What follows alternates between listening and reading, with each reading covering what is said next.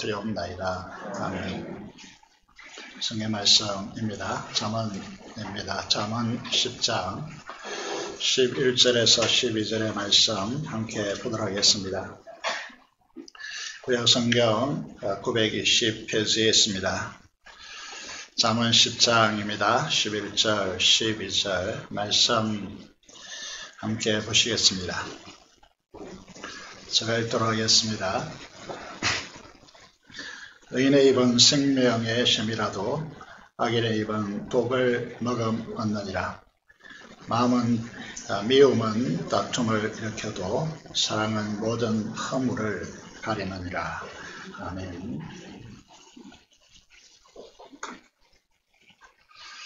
네, 오늘은 성령께서 교회 시대의 하나님으로 임하신 그 날을 기념하는 오순절 성령 강림 주일입니다. 오늘 성령 강림 주일을 통하여서 우리가 읽은 본문을 통하여 생명나무의 잎술은 생명의 셈입니다 라는 제목으로 하나님의 말씀을 선포하고자 합니다. 사실 잠언 말씀을 큐티하고 있기 때문에 성령 강림절의 의미를 본문을 통하여 설명하는 것은 쉽지 않습니다. 하지만 성경의 기록자가 성령 하나님이시기 때문에 그 전제 아래서 접근해 보도록 하겠습니다. 우선 잠언 3장 18절의 말씀을 보시면 이렇게 되어 있습니다. 지혜는 그 얻는 자에게 생명나무라. 지혜를 가진 자는 복되도다. 그렇게 말씀하고 있습니다. 잠언서에서 줄기차게 말씀하고 있는 이 지혜가 무엇인지 우리는 열심히 배웠습니다. 지혜는 히브리어로 호크마라 그렇게 이야기하는데 잠언 8장 말씀을 통해서 1인칭으로 바뀌고 있죠. 지혜는 하나의 생각 또는 이치 이런 것들로 일반적으로 생각하겠지만은 성경에서 말하는 이 지혜는 잠언 8장을 통하여 창조자이시고 로고스 말씀이신 성자 예수님이심을 우리는 배웠습니다. 이 지혜를 가진 자를 생명나무라고 그렇게 부르고 있습니다. 지혜를 얻는 생명나무의 복에 대해서 설명하고 있습니다. 그것이 잠언 3장 14절 17절의 말씀을 보면 이렇게 되어 있죠. 화면을 보면서 함께 읽어보겠습니다. 시작. 이는 지혜를 얻는 것이 은을 얻는 것보다 낫고 그 이익이 정금보다 나음이니라. 지혜는 진주보다 귀하니 네가 사모하는 모든 것으로도 이에 비교할 수 없도다. 그의 오른손에는 장수가 있고 그의 왼손에는 구기가 있나니 그 길은 즐거운 길이요 그의 지름길은 다 평강이니라. 아멘. 은금 진주보다 더 귀하고 우리가 갈망하고 이 세상에서 취하려고 하는 모든 것을 다 얻는다 해도 지혜를 얻는 것과 비교할 수 없다라고 그렇게 고백하고 있습니다. 김석균이라고 하는 찬양사가 계십니다. 목사님이 되신 것 같은데 이분이 오래전에 주를 더 사랑하는가 라고 하는 찬양 복음서를 불렀습니다. 이 찬양을 이제 보면 좀 오래된 찬양인 듯 하죠. 노래라고 하는 것은, 찬양이라는 것은 그 시대와 문화, 그 시대의 문화와 정서를 담고 있기 때문에 이 찬양을 들으면서 우리 신앙의 선배들이 어떤 마음을 품고 이 세상을 살았는가 그것을 잘 투영하여 보여주고 있습니다. 손에 있는 부귀보다 주님을 더 사랑하는가. 여러분 오늘 이 목숨을 너무 중요시 여기는 시대를 우리가 살아가고 있지만은 이것이 이슬 같은 것이다. 이런 것을 잘 모릅니다. 아침에 피었다가 사라지는 안개와 같은 인생이다. 이렇게 말씀하고 있죠. 그래서 이슬 같은 목숨보다 주를 더 사랑한다. 우리가 사랑의 빛, 헛된 영화를 바라보면요, 우리는 주님 만날 수도 없고 사랑할 수도 없다라고 그렇게 창하고, 이 세상은 잠시 머물다 스쳐 지나가는 세상인데, 이 세상을 추구해서는 헛된 것들 뿐이다. 마지막 이제 핵심이 뭐냐면, 주를 찬양하는 마음, 우리 속에 지혜로 존재하시는 주님을 찬양하는 이 마음이 금보다 더 귀하다, 이렇게 찬양하고 있는 것이죠. 여러분, 바알 신앙에 물든 탐욕주의, 물질주의, 여기서 젖어서 현대 교회를 이렇게 왜 금요일마다 책을 읽고 있지만은 이렇게 평가하고 있죠. 성령 충만을 상실한, 성령이 시들어버린 그런 시대라고 그렇게 말하고 있습니다. 그 원인을 이 찬양을 통해서 찾을 수 있는데, 이 시대의 큰 도전이 아닐 수 없습니다. 이 세상의 가장 보아는, 가장 귀한 보아는 사랑이다라고 노래하고 있고, 이 세상은 잠시 머무는 것뿐이므로 헛된 영화를 추구하지 말라고 권면합니다. 그보다 더 귀한 것이 무엇이냐 하면 주를 찬양하는 우리의 마음이다, 이렇게 말하고 있습니다. 우리는 이 시대의 정신으로 돌아서야 된다, 그렇게 말씀드릴 수 있죠. 성경은 이 지혜를 담고 있는 하나님의 백성과 자녀들을 생명나무로 비유하고 있습니다. 생명나무다, 이렇게 되어 있죠. 그래서 이제 이 시편 1편 우리는 너무나 잘 알고 있지만은 생명나무를 시냇가에 심은 나무로 그렇게 비유되고 있죠. 1절에 보면 내가 세상의 탐욕의 제약의 방식으로 삶을 살아가지 말라. 복 있는 사람은 악인들의 꾀를 다루지 아니하고 죄인들의 길에 서지 아니하고 오만한 자의 자리에 앉지 않는다. 한마디로 말하면 탐욕의 죄악의 방식을 추구하지 말라, 이렇게 말씀하고 있고, 2절에 보면 오직 우리가 해야 될 것은 하나님의 말씀을 즐거워하고 그 말씀을 주야로 묵상하는 자다. 그 사람은 시냇가에 깊이 뿌리 박은 그런 나무와 같이 철을 따라 열매를 얻고 새가 마르지 않고 그 하는 모든 일이 다 행통하리라고 생명나무를 이렇게 우리에게 보여주고 있습니다. 이 생명나무, 성경에서는 자주 등장하고 있는데요. 에레미야 17장의 말씀을 보시면요, 5절부터 8절의 말씀에서 두 나무를 이제 비교하고 있거든요. 사막의 떨긴 나무와 생명나무를 우리에게 보여주고 있습니다. 사막의 떨긴 나무는 죽은 나무로서 이 사람들의 특징을 이렇게 말하고 있습니다. 무릇 사람을 믿으며 육신으로 그 힘을 삼고 실질적으로 그 마음이, 행식은 가질 수 있을 수 있습니다. 그런데 실질적으로 마음이 하나님에게서 떠났다, 이렇게 되어 있습니다. 그래서 좋은 일 오는 것을, 오아시스가 옆에 흐르고 있는데 그것을 보지 못하고 강력한 건조한 곳, 건건한 땅에서 사람이 살지 않는 땅에서 거하리라고 그렇게 말씀하고 있습니다.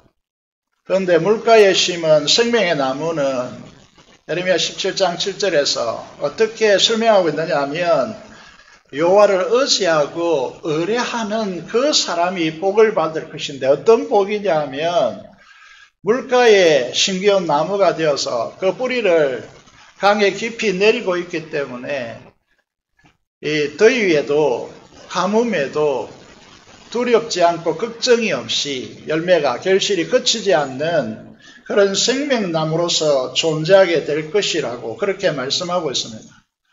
그럼 잠언서를 우리가 큐티하고 읽고 있지만 끊임없이 생명나무와 이 떨긴 나무를 계속해서 비교해 놓고 있습니다. 이건 어디까지 이제 거슬러 올라가냐 하면 창세기 2장 9절에서 9절과 16절에 보면 하나님께서 인간을 창조하시고 기쁨의 동산, 다시 말해서 에덴 동산을 창설하시고요. 거기에 아담과 하와를 두셨는데 행복하라고 두신 것이죠. 그 행복의 길에 있어서 에덴 동산 중앙에요. 두 나무가 있다 이렇게 말씀하고 있죠. 하나는 생명나무고 하나는 선악을 알게 하는 나무의 실과 열매를 맺는 선악과죠. 이 두 나무가 있다라고 그렇게 말씀하고 있습니다. 사탄은요, 당시 짐승으로서는 유일하게 인간과 대화할 수 있고 지혜가 짐승들 중에서 가장 뛰어난 신뢰의 대상이었습니다. 지금 뱀과 같지 않았습니다. 그래서 그 뱀을 통하여서 지혜의 신뢰의 대상이니까 사탄은 뱀을 통하여 인간을 유혹했습니다. 유혹한 내용이 무엇이냐 하면 생명나무를 주목하지 못하게 했습니다. 생명나무가 있는 것조차 간과하도록 만들었습니다. 선악과를 주목하게 만든 것이죠. 선악과의 핵심이 무엇입니까? 너 스스로 선악을 분별할 수 있고 하나님처럼 될 수 있다라고 그렇게 유혹한 것입니다. 그래서 선악과 나무를 왜 동산 중앙에 두어서 그 과일을 먹지 말라고 금하십니까? 우리 자신의 힘과 능력으로 하나님의 영광에 이르는 길이 처음부터 우리에게 주어지지 않았고 그 길은 불가능하다는 사실을 분명히 한 것입니다. 그런데 사탄은 그 길이 가능하다라고 계속해서 인간을 유혹하고 그래서 악마의 길, 저주의 길을 열은 것입니다. 생명나무는 무엇입니까?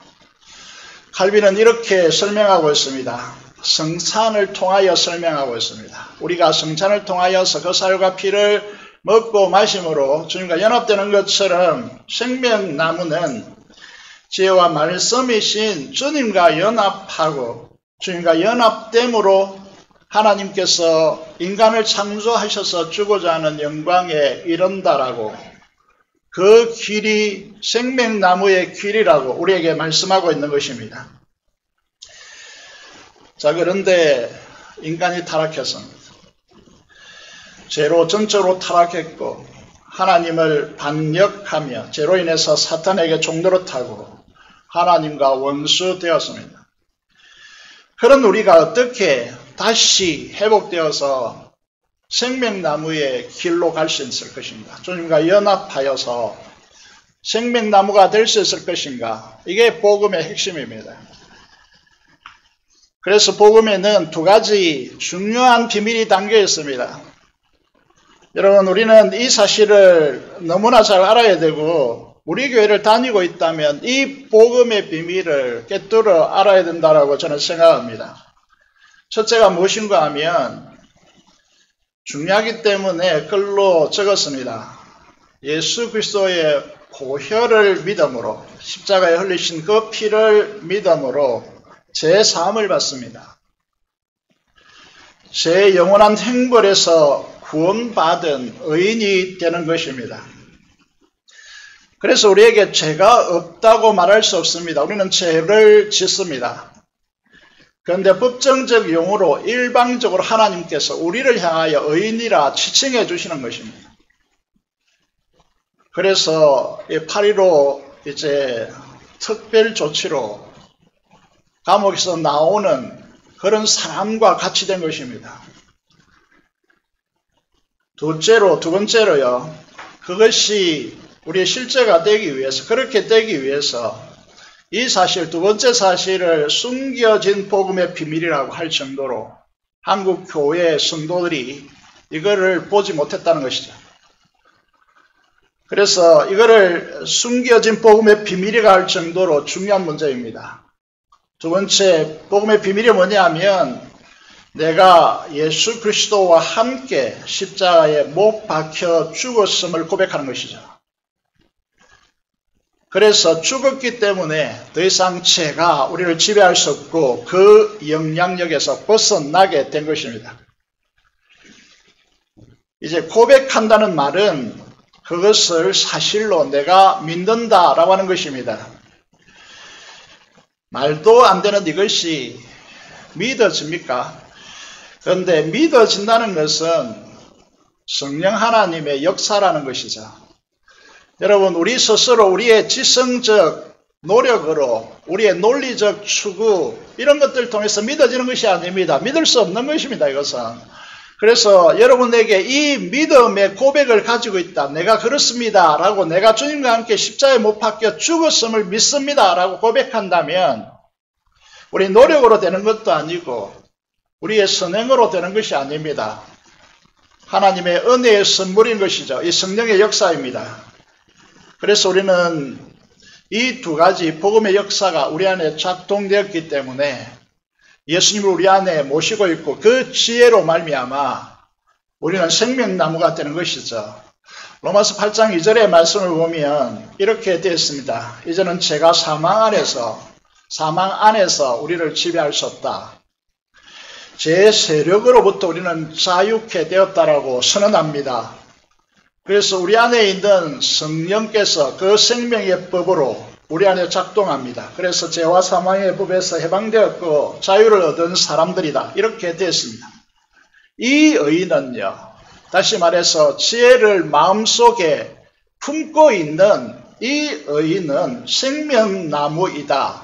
라고 그렇게 잠언서에서 말하고자 하는 것입니다. 잠언서는 이렇게 많은 사람들이 오해하고 있는데 이 세상을 사는 이치, 지혜를 배우는 책이다. 이렇게 오해하고 있는데 이 잠언서는 우리가 바로 지혜를 품은 생명나무다라고 말하고 있는 것입니다. 여러분, 이 생명의 방식이 무엇일까요? 세상은요, 인간의 탐욕에 육신을 자극하여서 금지된 선악과를 먹으라고 끊임없이 유혹합니다. 이것이 에덴 동산으로 끝난 것이 아니라 지금도 선악과의 유혹을 끊임없이 우리에게 가져옵니다. 그래서 말씀을 뒤로 하고요, 우리로 하여금 우리 자녀들 세대로 하여금 돈과 쾌락과 권력이라고 하는 이 거대한 세상 속에 틈바구니 속에서 살게 하고 그것이 우리에게 부와 안정과 성공과 평안과 행복을 준다라고 그것이 최고의 선이라고 우리에게 유혹합니다. 그래서 생명의 길, 지혜를 품는 생명나무, 의인의 길에서 떠나도록 유혹합니다. 진화론적 학문을 통해서 이렇게 세상은 가르칩니다. 어차피 세상은 한계된 자원을 가지고 있고 그래서 지금 우리나라와 미국 대통령이 정상회담을 하고 오늘 귀국했지만은요, 거기에서 논의된 것이 무엇입니까? 여러분, 이게 너희에게 군에게 이게 백신을 주겠다. 그 반도체를 내놓아라. 여러분, 이 경제 전쟁을 벌이는 것이죠. 왜냐? 자원이 한계되어 있기 때문이죠. 그래서 우리는 이 세상 속에서요, 한계된 자원밖에 없고 적자 생존의 정글 속에서 산다고 가르칩니다. 탐욕을 통해서 정당하게 부여된 법망 안에서 착지하고 축적하여서 굴림 마라. 이것이 너의 행복이라고 세상은 가르칩니다. 주님은 뭐라고 말씀하십니까? 성경에서 너희는 그렇지 않다라고 말씀하십니다. 그러면서 하나님의 백성들, 제자된 교회 공동체인 우리들에게 세상 말로 좀 표현해 볼까요? 어마무시한 주님의 약속을 우리에게 해놓았습니다. 여러분, 그 어마무시한 약속이 무엇인가를 우리는 알아야 된다는 것이죠. 이게 지혜라는 것이죠. 여기에 보시면요, 요한복음 14장 12절에서 15절 화면에 있습니다. 같이 읽어보겠습니다. 시작. 내가 진실로 진실로 너에게 이르노니 나를 믿는 자는 내가 하는 일을 그도 할 것이요 또한 그보다 큰 일도 하리니 이는 내가 아버지께로 감이라. 네가 내 이름으로 무엇을 구하든지 내가 행하리니 이는 아버지로 하여금 아들로 말미암아 영광을 받으시게 하려 함이라. 내 이름으로 무엇이든지 내게 구하면 내가 행하리라. 여러분, 여기에 말씀을 보시면요, 무슨 말씀을 하고 있는지 들리십니까? 깨달아지십니까? 사랑하는 여러분, 이 말씀이 여러분에게 너무너무 기쁨이 되고 있습니까? 주님이 하신 일을 우리도 할 수 있다. 심지어 그보다 주님이 하신 일보다 더 큰 일을 할 것이라고 교회된 제자된 우리들에게 말씀하셨습니다. 주님이 하신 일이 무엇입니까? 오병이어의 기적, 죽은 자를 살리셨습니다. 귀신들을 쫓아내셨습니다. 불치의 병들을 고치셨습니다. 다시 한번 물어볼게요. 자, 이러한 일을 할 수 있을 뿐만 아니라 우리가 이보다 더 큰 일을 할 것이라고 주님께서 약속하셨는데 여러분들은 주님보다 더 큰 일을 하고 계십니까? 아멘이라고 하셨는데 이 엄청난 말씀이 우리에게 주어져 있습니다. 주님이 약속하신 대로 우리 교회가 주님께서 하신 일보다 더 큰 일을 한다. 정말 믿으십니까? 주님을 제한하지 않기를 저는 간절히 바랍니다. 무엇이든지 주님의 이름으로 구하면 반드시 시행하리라고 이 이후로도 계속해서 천명하고 있습니다. 그런데 우리는 왜 안 될까요? 우리는 왜 하지 못한다고 아우성칠까요? 심지어 이런 말씀들 우리에게 주눅들게 만들어 놓을까요? 그 이유는 빨간 글씨에 그 이유가 있습니다. 여러분, 주님께서 이렇게 말씀하고 있습니다. 우리의 상식과 전혀 반대되는 개념을 주님께서 말씀하십니다. 주님께서 그곳에 있어야, 주님께서 그 자리에 나타나셔야, 주님께서 이 엄청난 일을 해낼 터인데 주님께서 가버리신다고 말씀합니다. 가셔야 너에게 이런 일을 하게 될 것이라고 말씀하십니다. 이해되십니까? 왜 가신다고 말씀하십니까? 그 이유는 이렇습니다. 요한복음 14장 16절에 17절을 보면 주님께서 아버지 하나님께 기도하겠다고, 그가 다른 자신 말고 다른 보혜사는 영어로 헬퍼라고 표현합니다. 내 곁에 계셔서 나를 안위하시고 나를 위로하시고 나에게 도움을 주시는 분, 나의 가장 가까이 계셔서 바로 옆에 항상 계셔서 나를 도와주시는 분, 이게 헬프, 보혜사란 뜻입니다. 너에게 주서 영원토록 너희와 함께 있게 하리니. 진리의 영인데 세상은 영이기 때문에 볼 수 없습니다. 그런데 우리는 보지도 알지도 못하는 그 성령 하나님을 우리는 압니다. 왜냐하면 너희는 그를 안 하니 그랬습니다. 이 문제가 우리에게 항상 부딪히는 것이죠. 사랑하는 여러분, 성령 하나님을 아십니까? 우리는 알 수밖에 없습니다. 왜냐하면 그분이 우리와 함께 거하시고 우리 안에 우리 속에 계시기 때문에 그분을 알 수밖에 없는 구조화 되어 있습니다. 그래서 오늘 장로님이 기도하셨지만 우리는 성령의 전이고 성령께서 우리 안에 거하시는 존재입니다. 그 성령 하나님을 우리에게 보내주시겠다고 약속합니다. 우리에게 오시면 그 날이 되면 성령 오순절 강림의 날, 성령께서 이 땅에 오셨는데 예수님께서 아기로 태어난 것처럼 성령께서는 교회에 오순절 성령 강림의 날에 오신 것입니다. 그 날에 어떤 일이 일어난 것입니까? 다시 말하면 우리 각자에게 예수 그리스도를 믿음으로 고백하면 성령께서 우리에게 오십니다. 그 날에 어떤 일이 일어납니까?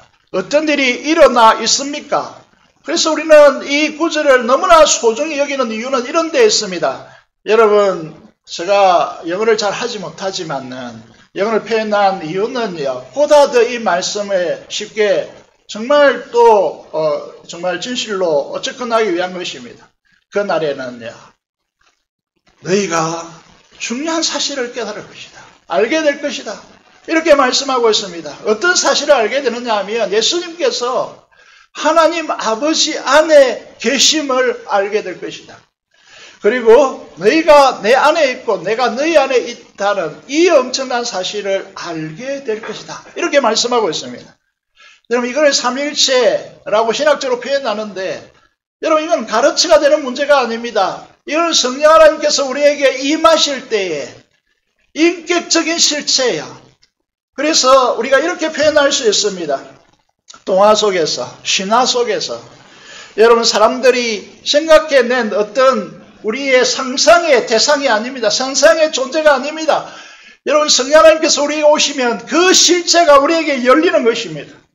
우리가 예수님 안에 있고 예수님의 그 영광이 우리 안에 주어지고 그 영광으로 인하여 하나님과 삼위일체 하나님과 하나 되어지는 이 놀라운 세계가 열리는 것입니다.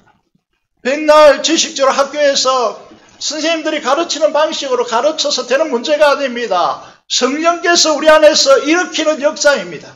하늘의 실제를 열어놓는 것이죠.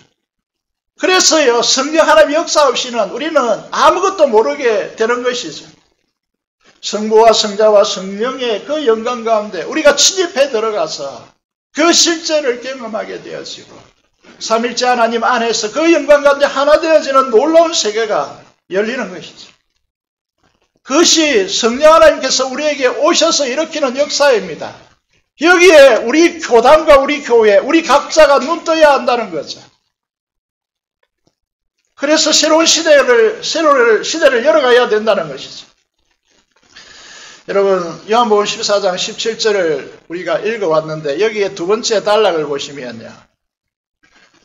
요한복음 14장 17절 두 번째 단락에 그는 진리의 영이 담복받고 있습니다. 진리의 영입니다.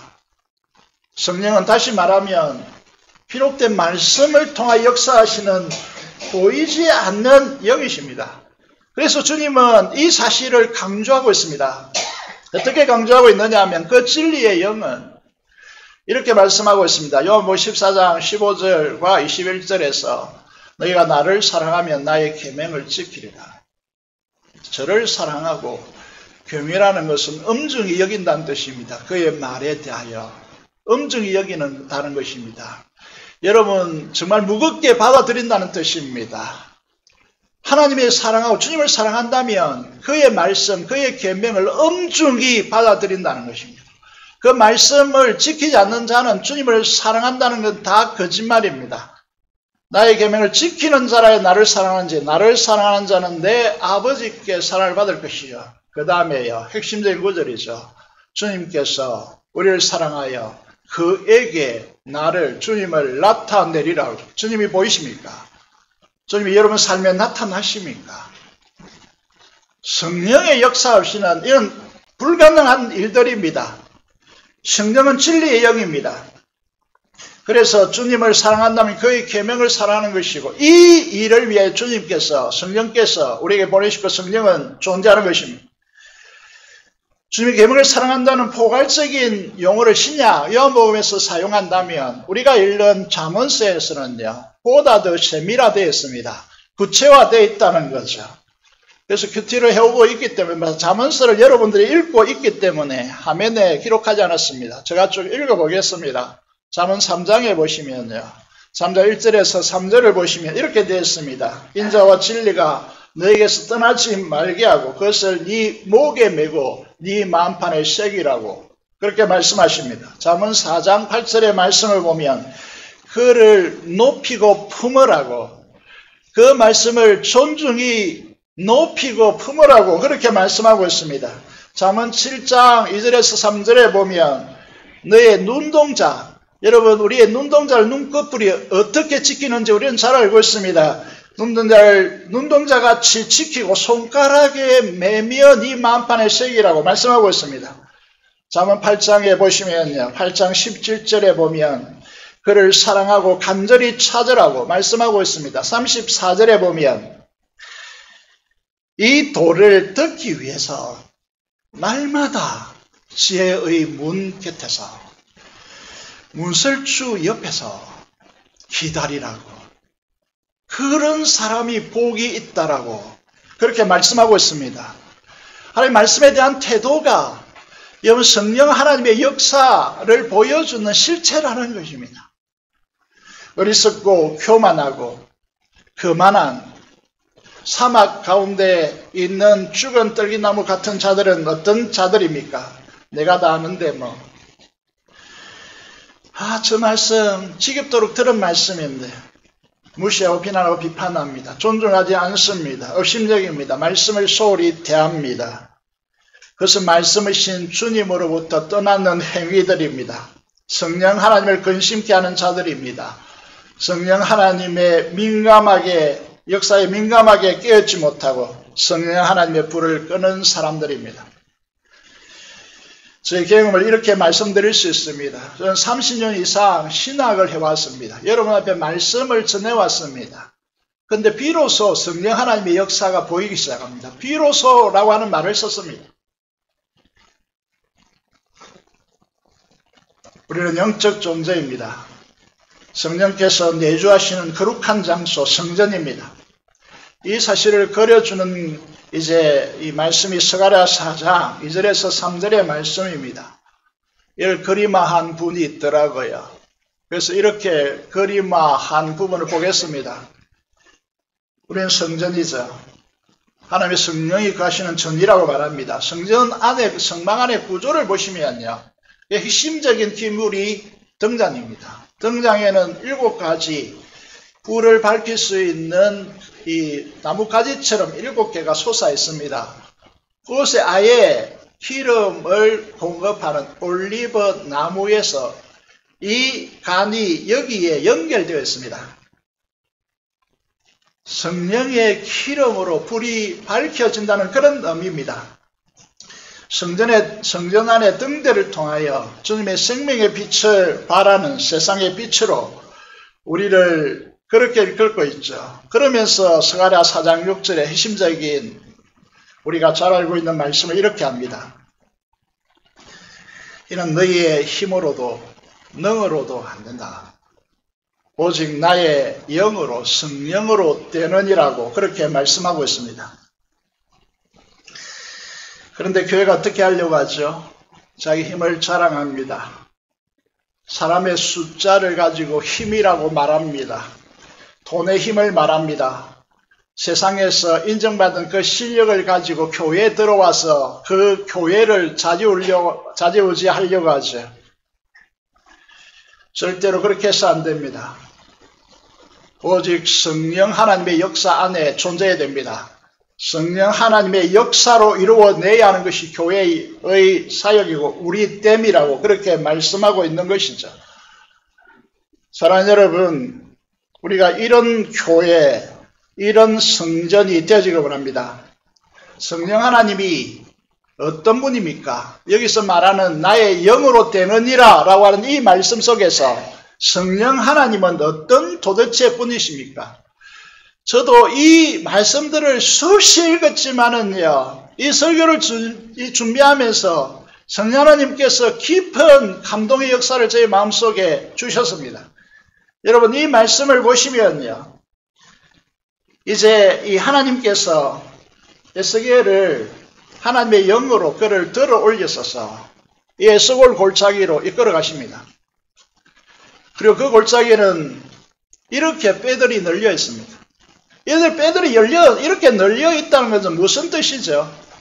전쟁이 일어났거나 혹은 전염병으로 죽었거나 이 두 가지 가능성밖에 없는 것 같아요. 이 뼈들이 널려져 있습니다. 그러면서 하나님께서 에스겔에게 묻습니다. 인자야, 이 뼈들이 살아나겠느냐? 이 뼈들이 너희 살 수 있겠느냐? 여러분이 에스겔이었다면 이 골짜기에 널려져 있는 이 뼈들을 보면서 이 뼈들이 살아날 수 있다고 생각하십니까? 살아날 수 있다고 대답하시겠습니까? 여러분, 우리에게 오늘도 묻습니다. 마른 뼈와 같은 소망 없는 우리를 향해 묻는 것이죠. 반응 없는 죽었고 뼈가 앙상하다는 것은 하나님의 말씀에 도무지 반응하지 못하는 그런 수많은 사람들이요. 우리 자신들도 마찬가지죠. 이런 많은 뼈들이 도대체 과연 살아날 수 있겠는가? 우리 하나님의 일들을 할 때에요.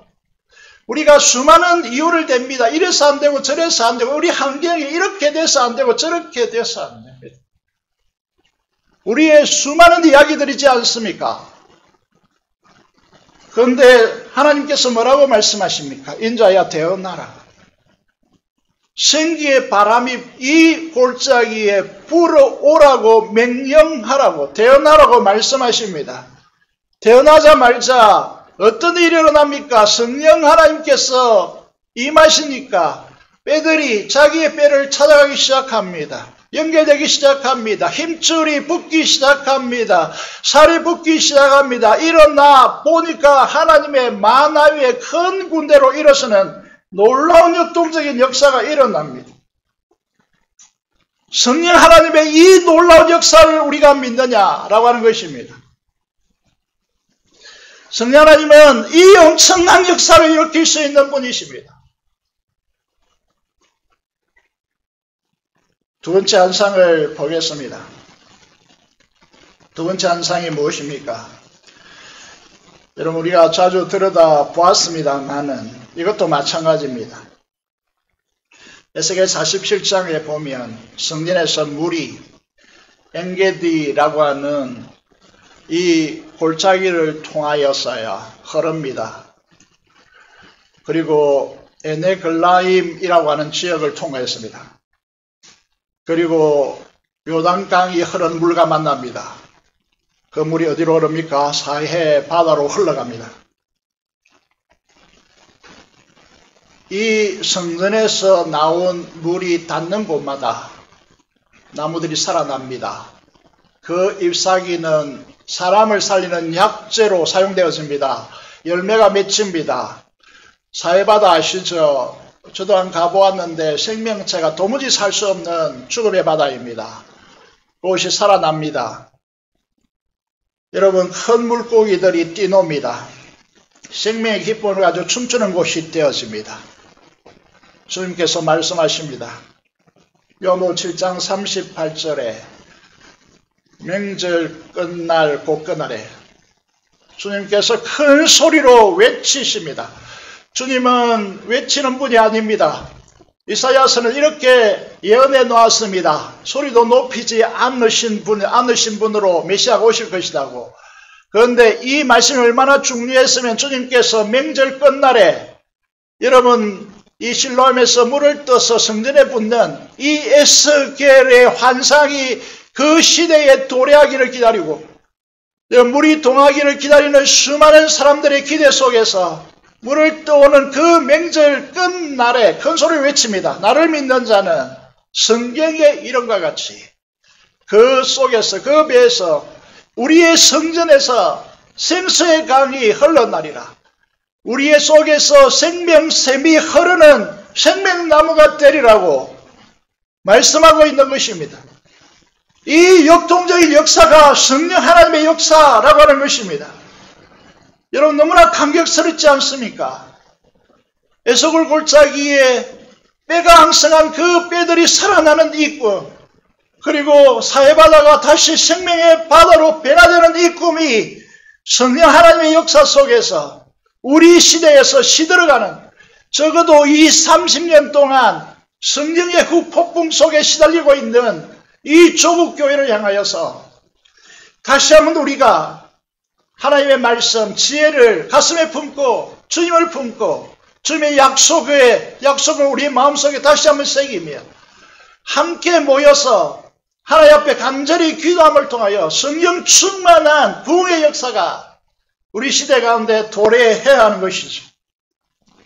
여러분 그것이 초대교회의 역사이고 기독교 역사는 이것을 우리에게 증명해 주는 역사였음을 기독교 역사를 조금만 읽어보면 한국교회 역사를 읽어보면 이것을 우리에게 증명해 주고 있는 것이죠. 그래서 저는 우리 교회뿐만 아니라 이번에 저에게 기회를 주셔서 전국 목회자에게 말씀을 전할 기회를 목사님들에게 주셨습니다.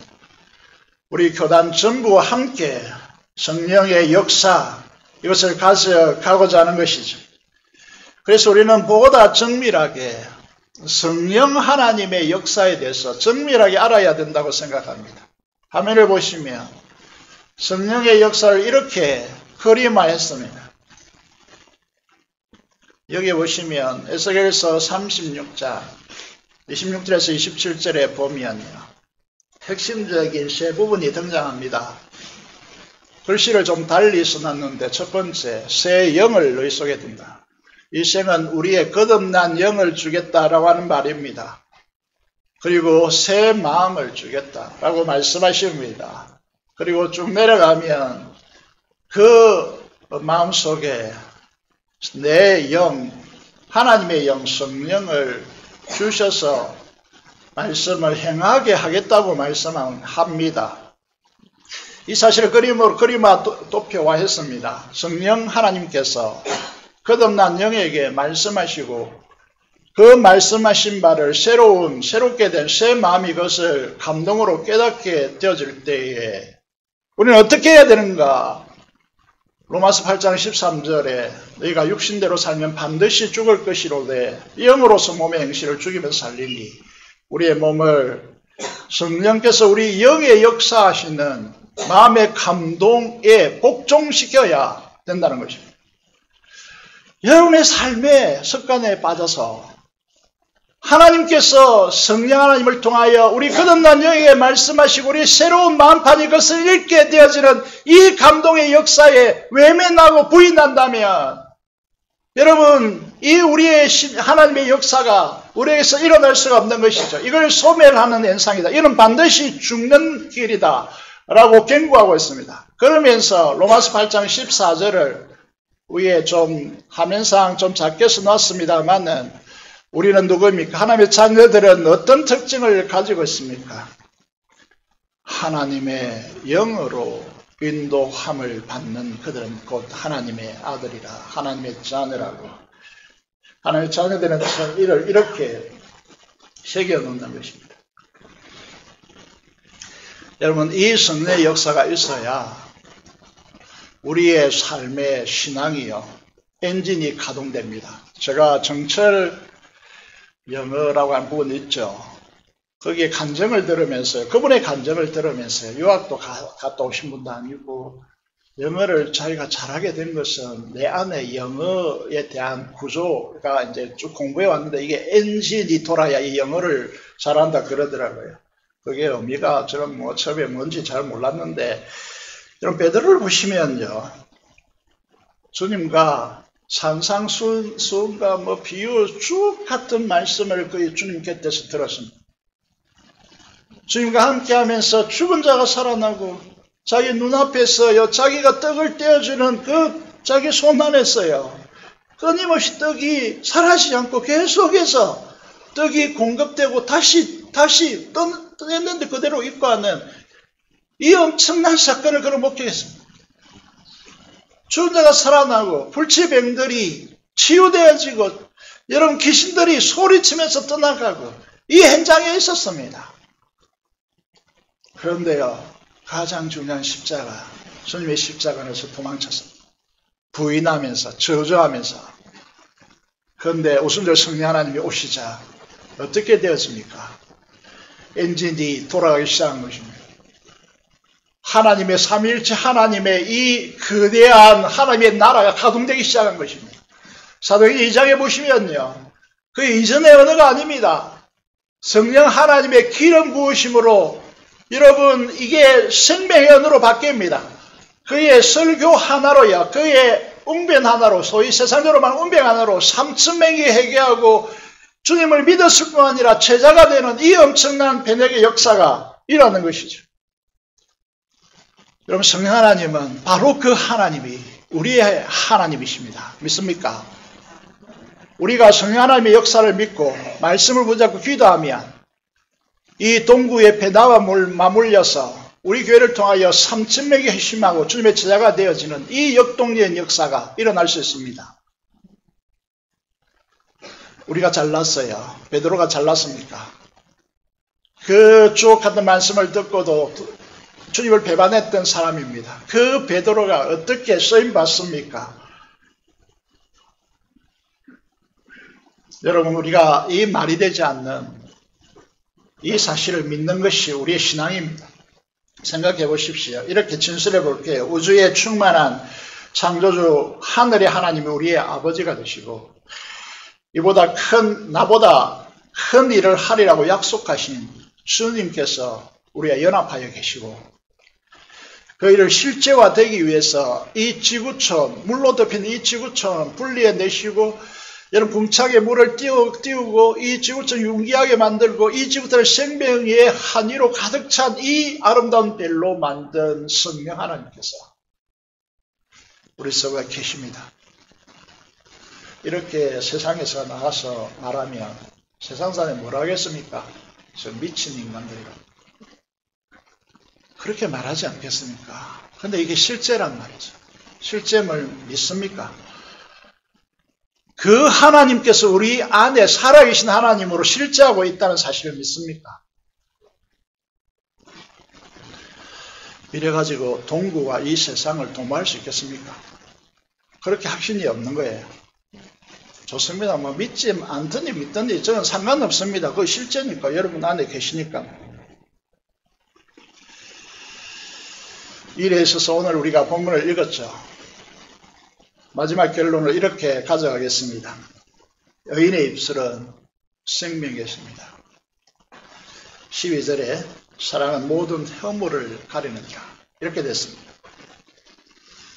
한마디로 시간 관계에서 말씀드리면 우리 속에 살아계신 주님께서 우리의 언어를, 우리의 말을 사용하시기를 원하십니다. 죽어 있는 생명을 살려내고 이 세상에서 적자 생존의 이 정글 속에서 상처 입은 사람들을 위로하고 그들을 격려하고 그들을 일으켜 세우는 생명나무로 존재하기를 원합니다. 여러분의 말을 통하여서 사람들을 무너뜨리고 사람들에게 독을 안겨다 주는 그런 사람들이 아니라 사람을 살리는 그런 사람들이 되기를 원하십니다. 잠언을 읽으면서요. 잠언 15장 4절에 이렇게 되어 있습니다. 따뜻하고 부드러운 말은 생명나무와 같아도 잔인한 말은 사람의 마음을 상하게 하느니라 라고 그렇게 되었습니다. 사랑하는 여러분, 우리의 언어를 성령의 사람들은 그 언어가 다릅니다.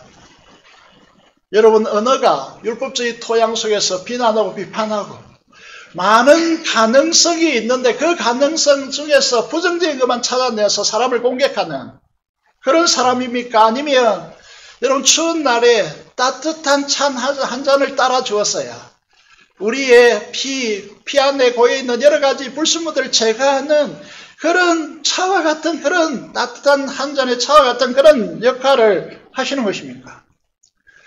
16장 24절을 보면 선한 말은 꿀송이 같아서 마음에 달고 뼈에 양약이 되느니라 라고 그렇게 말씀하고 있습니다. 여러분 하나님의 사람들은 성령 하나님께서 그 안에 계시고 말씀이신 주님이 계시는 분들은 잠언서가 우리에게 그 생명나무된 사람들은 그 언어가 생명의 셈이다라고 말씀하고 있습니다. 여러분들로부터 어떤 언어들이 여러분 자녀 속에 우리의 주변의 성도들 속에 공급되고 있는지 여러분의 언어가 생명의 셈이 되고 있는지 격려하고 위로하고 그들을 살려내는 언어를 가지고 있는지 생각해 보셔야 됩니다. 여러분 잠언 13장 12절에 보면 이렇게 되어 있습니다. 생명나무가 또 등장하고 있습니다. 소망이 드디어 이루어지면 그것이 마음을 상하게 하거니와 소원이 이루어지는 것은 곧 생명나무니라 라고 되어 있습니다. 이것을 어떻게 해석할고 생각하다가 빌립보서 2장 13절을 묵상하게 되었습니다. 주님께서는 사도 바울을 통하여 우리에게 이렇게 말씀하고 있습니다. 너희 안에 행하시는 이는 하나님이시다. 믿음이죠. 우리 안에 누가 행하시고 계시다고요? 하나님이. 여러분의 누가 행하시고 계시다고요? 주님. 여러분의 누가 행하시고 계시다고요? 성령 하나님. 우리 안에서 행하시고 있습니다. 그분은 자기의 기쁘신 뜻을 이루기 위해서 우리에게 소원을 주십니다. 그것을 우리는 보통 비전이라고 말하기도 합니다. 그것이 성취되도록 하심으로써 우리가 생명나무임을 증명하십니다. 사랑하는 여러분, 오늘은 성령 강림 주일입니다. 성령 충만, 또 부흥, 성령 충만은 우리가 금요일에서 책을 통해서 읽으면서 배우겠지만은 성령 충만은 핵심적으로 우리가 배우는 이제 진리가 무엇인가 하면 성령 충만하면 하나님의 임재의 영광을 경험한다. 이게 가장 중요한 핵심 논리입니다. 성경이 말하고자 하는 핵심적인 진리입니다. 성령 충만하면 하나님의 앞에 서게 된다. 하나님의 임재를 경험하게 된다. 그리고 그 영광의 임재 속에 압도하게 된다. 그래서 이전에 내가 가졌던 모든 상처도, 심지어 나에게 부모가 사라진다 할지라도 아무 문제가 되지 않는 축복의 사람이 된다라고. 여러분, 내 과거가 부모로부터 수많은 썬뿌리가 나에게 공급되었지라도, 여러분, 썬뿌리는 멀리 있는 사람이 주지 않습니다. 항상 가까이 있는 사람이 주기 때문에 여러분, 그 모든 것들을 다 끌어내고 그 마음속에 평강의 새로운 생물을 우리에게 가져다 이게 성령 충만함이 가져주는 축복이고, 그래서 우리의 행복을 위해서 반드시 성령 충만해야 되고 우리 심령이 부흥되어야 된다고 말하는 것이죠. 사랑하는 성도 여러분, 우리 함께 성령 충만한 부흥을 경험하도록 말씀을 붙들고 마음을 다하여서 하나로 모여서 기도하는 이 운동을 펼쳐나가야 됩니다. 제가 어제 많은 시간을 서울대학교 의대 이거 바이러스 연구하고요. 이제 이 한 분의 이 간증을 들으면서 많은 시간을 보냈는데요. 이제 뭐 그분이 이 비타민 C 요법 이래가지고 유명한 분이더라고요. 그러면서 이 바이러스, 감기라고 하는 이 바이러스를 어떻게 대처해야 되나 뭐 이런 부분을 많이 들었고요. 그래서 한마디로 말하면 이 감기는 계속 변형되기 때문에 지금 백신을 맞아도 다음에 대처할 수 없다라고 말하는 것이죠. 그래서 우리 몸의 항체 이 부분을 강화시켜야 된다. 결론은 그겁니다. 그래서 이런 이제 부분에서 온 세계가요, 이게 난리치고 있다. 이렇게 이제 이야기하면서 뭐 이렇게 이야기하면 될지 모르겠다. 이렇게 이야기하시는데요. 그래서 이제 우리도 마찬가지로 이 시대 가운데 우리 어떻게 살아가야 할까라는 생각을 해보는데 우리의 가장 소중한 가치를 잃어서는 안 됩니다. 그것이 뭔가 하면 약속의 말씀을 부여하고, 주님께서 어떤 약속을 하셨습니까? 주님보다 더 큰 일을 너희가 할 수 있다라고 하게 되겠다고 약속했습니다. 그렇다면 우리는 어떻게 되죠? 그 약속을 부여잡고 한 마음으로 모여서 기도할 때야. 금요기도회가 점차로 뜨거워짐에 대해서 깊이 감사를 드리는데요. 여러분, 이 뜨거운 기도가 살아있을 때 저는 이렇게 목표를 잡고 있습니다. 120명이 전심을 다하여서 초대교회처럼 주님의 이 약속을 그대로 믿고요. 자꾸만 이렇게 가지치기 하지 말고 말씀을 그대로 믿고 그 말씀을 가지고 전심을 다해 오로지 기도에 바치고자 하는 사람들이 모여서, 그것이 아무리 소수라도요, 그 사람들이 모여서 기도할 때 부흥을 경험한다. 우리가 행복해진다. 우리의 다음 세대들이 여러분 흥왕케 되어지는 역사가 일어난다. 이 가치를 우리가 소유하고 함께 하나님께 기도하는 하나님의 백성들이 되어지기 원합니다. 그래서 우리를 통하여 우리 다음 세대가 살아나고 이 지역사회가 성령의 강물처럼 흐르는 역사 속에 생기의 바람이 이 지역사회에 불어와서 다시 한번 평양이 아니라 이 부산에서 부흥의 바람이 거꾸로 불어 올라가는 그런 놀라운 태풍과 같이 그렇게 생기의 바람이 이 우리 조국 땅을 불어서 마지막 시대에 주님의 선교적 사명을 감당하는 그런 한국 교회가 되어주길 원하고 기도에 헌신하여서 여러분 우리 자신과 가정, 여러분 자녀들, 우리 시대의 교회가 행복해지는 그런 축복이 우리에게 임하기를 주님의 이름으로 소망합니다. 함께 기도를 드리겠습니다. 여러분 성령의 사람인지 여러분 언어를 보면 정확하게 진단할 수 있다라고 말씀했습니다. 여러분의 기준이 하나님의 기준이 되지 못하고 여러분은 절대화하면서 사람들을 비판하는 그런 자리에 서지 않게 하시고 생명의 샘이 되어서 사람을 살리고 성령 충만한 불러오는 그런 사람이 되도록 생명나무로 존재하도록 하나님께 간절히 기도하기를 원하고 민족 봉화와 통일과 파손된 선교사를 위해 산음성으로 기도하기를 원합니다. 기도하겠습니다. 살아계신 아버지 하나님, 은혜를 감사합니다. 우리를 불러주신 은혜의 하나님 아버지, 그 은혜를 진심으로 감사를 드립니다. 우리가 지난날의 수많은 날들 동안에 사람을 폐마하고 사람을 업신여기며 아버지 하나님 그렇게 율법적인 잣대를 가지고 수많은 비난을 쌓아왔던 우리의 죄를 회개합니다. 하나님, 자기의 허물을 보지 못하고 아버지 다른 사람을 비난하며 그렇게 살아왔던 지난날을 철저히 회개합니다. 생명나무로 존재하게 하여 주시옵소서. 성령 충만한 자가 되게 하여 주시옵소서. 그래서 우리의 언어가 생명의 언어로 바뀌고 사람들을 격려하며 위로하는 언어로 바뀔 수 있도록 하나님께서 역사하여 주시옵소서. 그래서 이 민족이 살고 이 지역사회가 복을 받으며 성령 충만한 부흥의 역사가 불어올 수 있도록 하나님께서 생기의 바람같이 임하는 성령 하나님의 역사가 일어날 수 있도록 축복하여 주옵소서.